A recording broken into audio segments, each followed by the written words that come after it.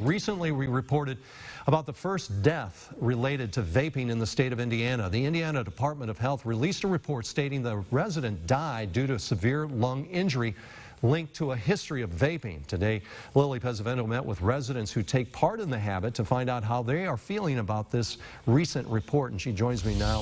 Lily, what are residents thinking and saying about this? Well, all the residents that I was able to speak to told me that they really aren't that anxious about the risks or about the recent vaping-related deaths that have been in reports. I also sat down with a vape shop owner to gain his insight on how this report might impact his business.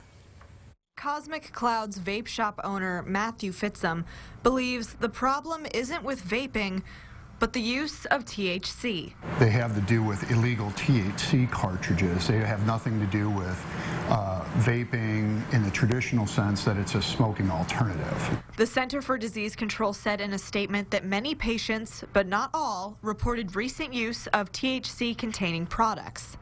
However, they say it is too early to pinpoint a single cause. Fitzum has been in the vape business for about 3 years and has many regular clients. It tastes better than cigarettes, for one. It's a lot smoother. However, Fitzum says recent news stories regarding the risks and vaping-related deaths are forcing some clients to return to their former habit. I think it has affected our business a little bit. But I see some of those customers that we have that say, oh, well, this isn't good for you, I'm going to go back to smoking. Cosmic Cloud's regular, Matthew Noonan, took up vaping to quit smoking.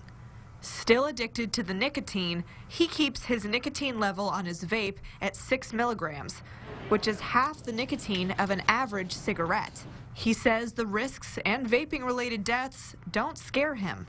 People can abuse it, but it's more just like having a basic knowledge of, you know, what's gonna hurt me if I put it in my body and if I try to make it myself, the e-juice or the mods.